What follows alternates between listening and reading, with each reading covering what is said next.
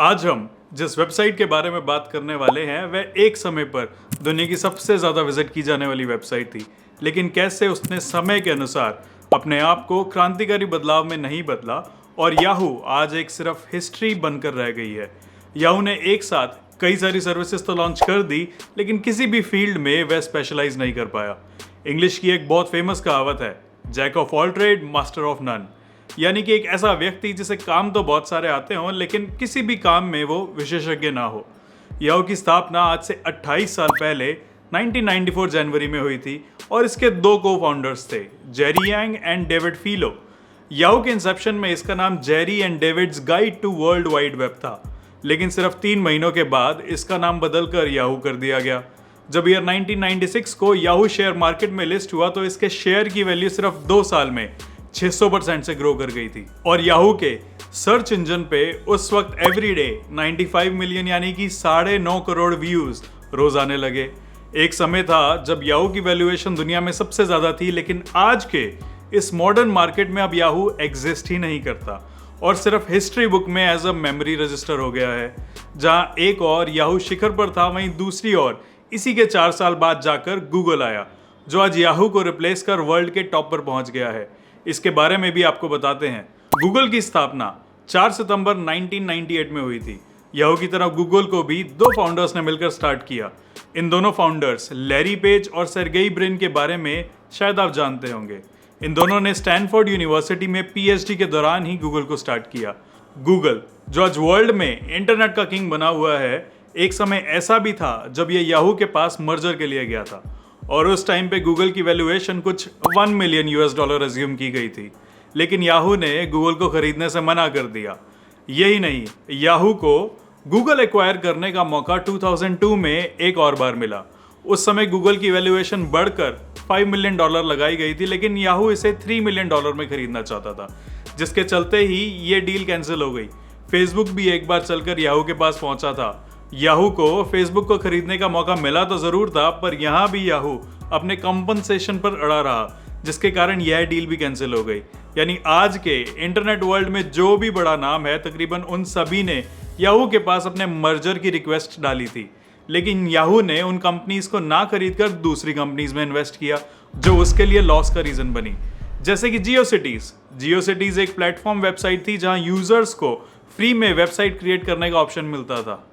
Yahoo ने जियोसिटीज को 3.57 billion में स्टॉक्स के साथ खरीदा था, जिसकी आज की डेट में 2 लाख करोड़ से ज्यादा की वैल्यूएशन है और याहू की ये न्यू कंपनी कुछ ही सालों में 2009 में बंद हो गई। Broadcast.com में भी याहू ने इन्वेस्ट कर लॉसेस ही अपने नाम बुक किए।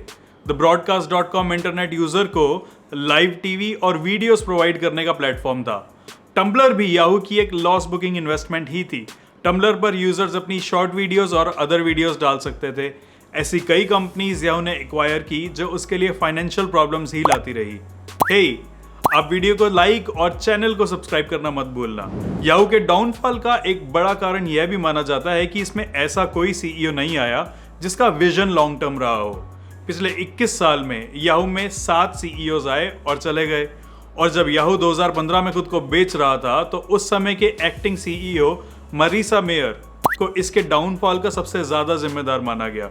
इन्होंने 2002 में याहू ज्वाइन किया और 2015 में इन्हीं की लीडरशिप में याहू बिक भी गया। एक सर्वे में जब लोगों से पूछा गया कि आप याहू को किस काम की वजह से जानते हैं, तो इनमें से कुछ लोगों ने इसे मेलिंग साइट बताया, कुछ लोगों ने इसे सर्च इंजन बताया। बस यही कंफ्यूजन थी, मीनिंग कि याहू की दूसरी सर्विसेज के बारे में कोई कुछ जानता ही नहीं था और याहू कंपनी का मकसद क्या है और कंपनी किस फील्ड में स्पेशलाइज करती है, ये उस कंपनी के यूजर्स ही नहीं जानते थे। और जब किसी कंपनी का विजन क्लियर नहीं हो पाता तो जाहिर सी बात है उसे मुकाम को हासिल करने में कठिनाई होती है।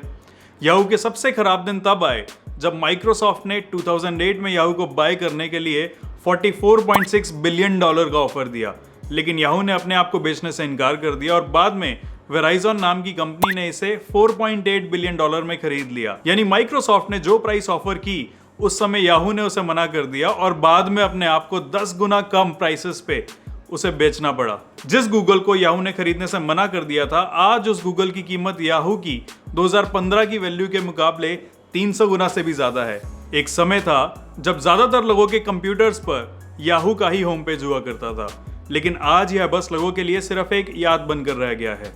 याहू की कहानी जानने के बाद हम सब अपनी जिंदगी और करियर में नई दृष्टि से सोच सकते हैं। दूसरों की गलतियों से सबक लेकर हम भी अपनी लाइफ में बेटर परफॉर्म कर सकते हैं। इसमें हमें यह सीख भी मिलती है कि जिस जगह नई सोच को प्रेफरेंस नहीं दी जाती है वह बस एक हिस्ट्री बुक की एंट्री बनकर रह जाता है। कोडेक, जो कि वर्ल्ड की one of the first camera manufacturing company थी, उसकी हिस्ट्री भी कुछ इसी तरीके की रही है। उन्होंने भी समय के साथ अपने आप को नहीं बदला और वह भी हिस्ट्री बुक में एक नाम बनकर ही रह गए हैं। स्मार्टफोन वर्ल्ड में नोकिया भी एक लीडिंग मैन्युफैक्चरिंग कंपनी रही है जो टाइम के साथ इवॉल्व नहीं हुई और शायद डिसॉल्व भी हो जाएगी। एक ब्रिटिश लेखक ने कहा था, progress is impossible without change, those who can not change their minds can not change anything. कुछ इसी तरह की इंफॉर्मेटिव वीडियोस हम आपके लिए दोबारा लेकर आने वाले हैं, तो आप चैनल को सब्सक्राइब कर दें और हमारे साथ जुड़े रहें। अगर आपको वीडियो अच्छा लगा हो तो वीडियो को लाइक भी कर दें और कमेंट बॉक्स में जाकर जरूर बताएं। मैं हूं Dinesh Bajaj, thank you for watching the Top Rupee. Stay happy, healthy and keep knowing.